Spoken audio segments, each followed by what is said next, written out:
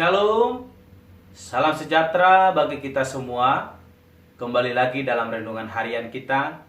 Mari Bapak Ibu kita memuji Tuhan dari Kidung Jemaat nomor 413. Tuhan pimpin anakmu.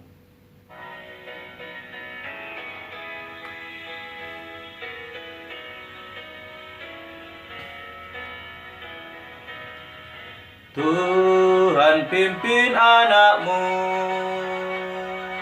agar tidak tersesat, akan jauhlah seteru bila kau tetap dekat. Tuhan pimpin arus hidup menderas, agar jangan ku sesat, pegang tanganku erat. Amin.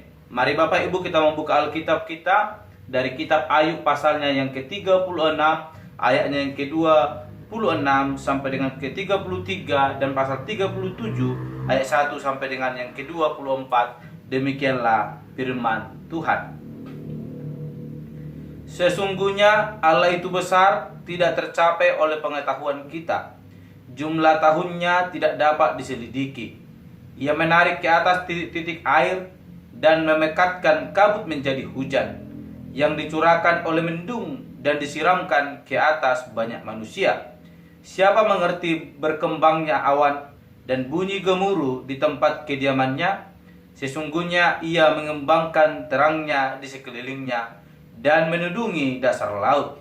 Karena dengan semuanya itu ia mengadili bangsa-bangsa dan juga memberi makan dengan berlimpah-limpah.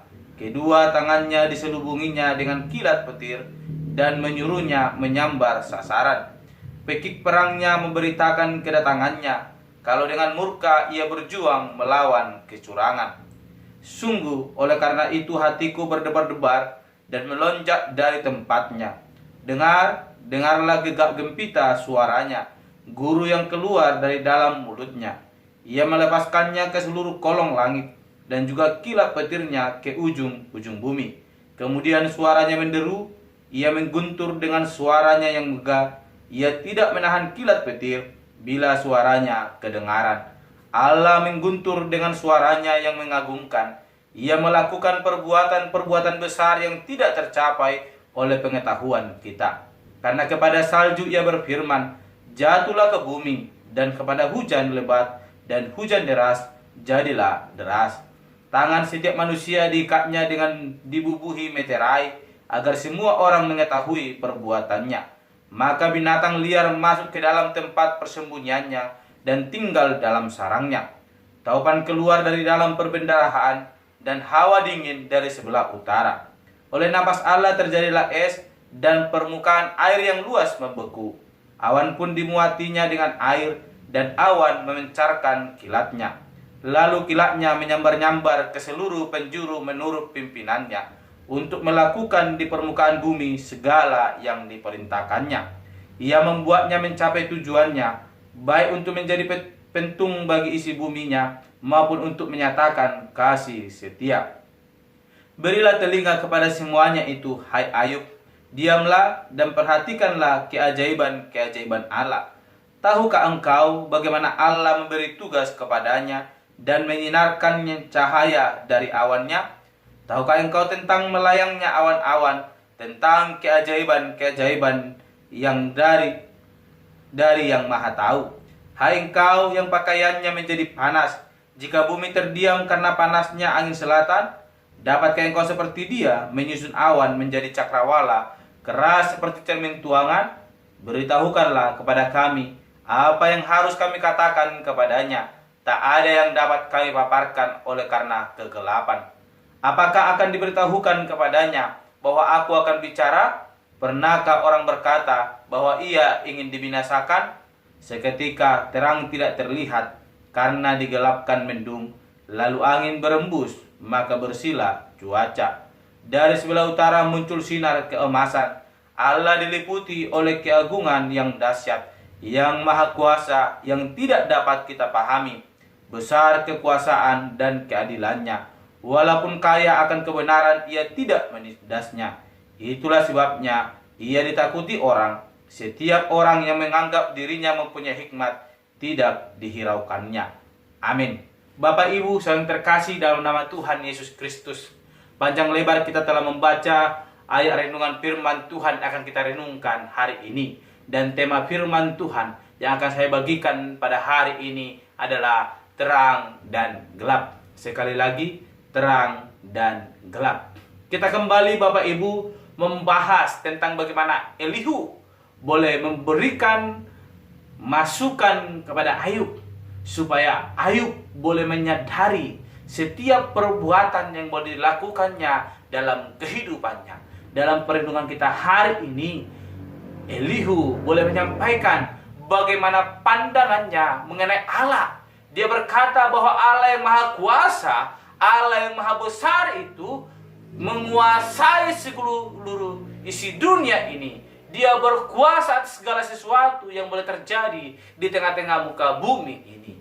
Dia berkata bahwa guntur yang terjadi itu bukti karena kemahakuasaan Allah. Allah sedang murka, sedang marah kepada manusia melalui guntur atau petir yang terjadi. Dan suatu tanda kekuasaan Allah yang boleh dikatakan Elihu untuk boleh mengingatkan manusia atas setiap perbuatan pelanggaran yang dilakukan di hadapan Allah. Bapak Ibu, saudara terkasih, salahkah Elihu boleh menyampaikan hal tersebut kepada Ayub? Bapak Ibu saudara terkasih, tidak ada salahnya Elihu berkata demikian. Itulah pandangan Elihu mengenai Allah. Allah yang ia kenal, Allah yang ia percaya. Benar Bapak Ibu, Allah berkuasa, boleh memakai apapun sarana yang boleh dia ciptakan untuk boleh menyatakan kekuasaannya kepada seluruh umat manusia ciptaan Allah. Sehingga manusia boleh melihat lewat tanda itu, melalui bukti itu, bahwa Allah berkuasa atas hidup manusia, bahkan atas dunia ini. Sehingga manusia harus taat dan takut kepada Allah. Sehingga ini yang dipakai oleh Elihu untuk boleh mengatakan kepada Ayub, Ayub, takutlah kepada Allah. Akuilah segala kesalahanmu kepada Allah.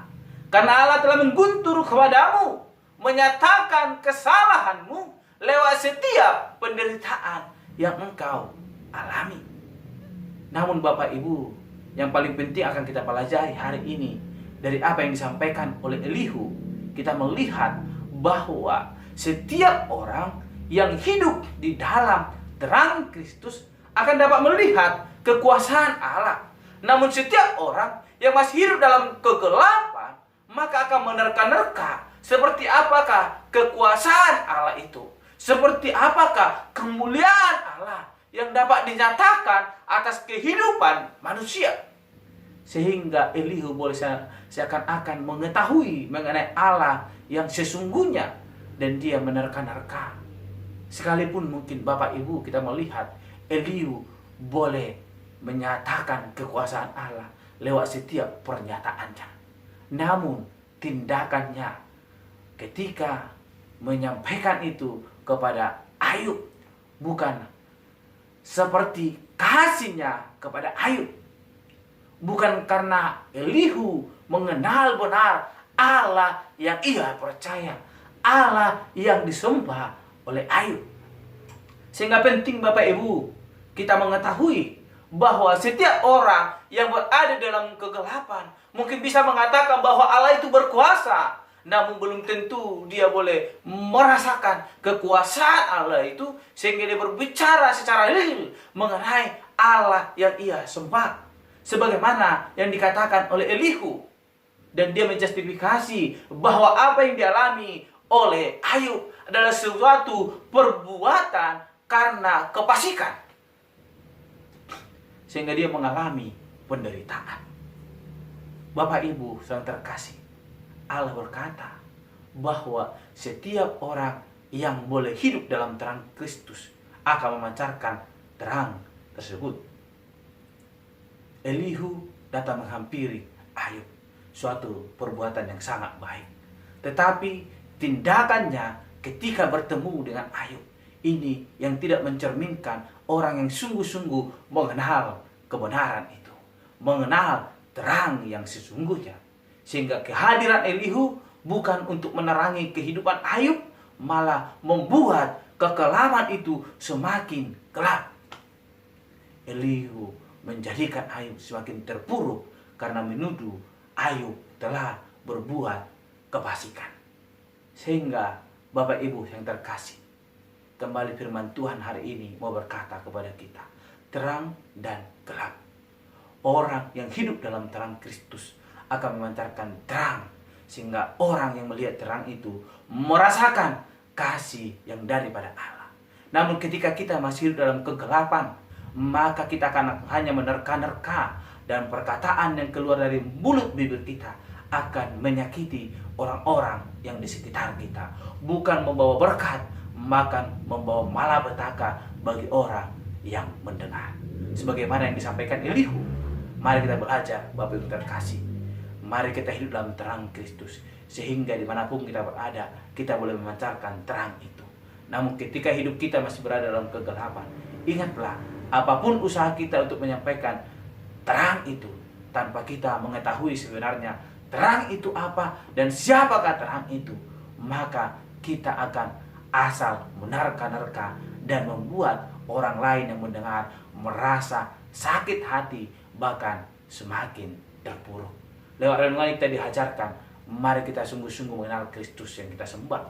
Mari kita hidup dalam terangnya, dan kita boleh memancarkan terang itu dimanapun kita berada, sehingga orang yang boleh mendengar itu, melihat itu, merasakan pertolongan yang daripada Tuhan.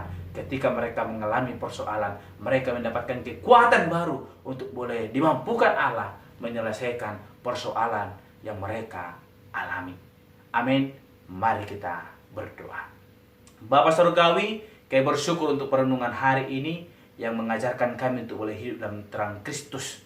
Jangan biarkan kami Tuhan hidup dalam kegelapan, sehingga kami merasa benar dan hanya menerka-nerka.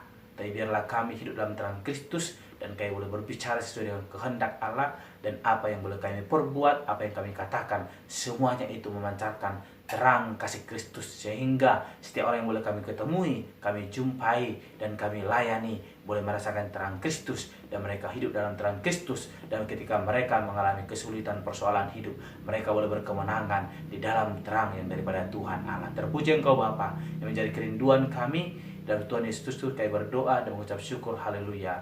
Amin. Shalom Bapak Ibu. Tuhan Yesus memberkati.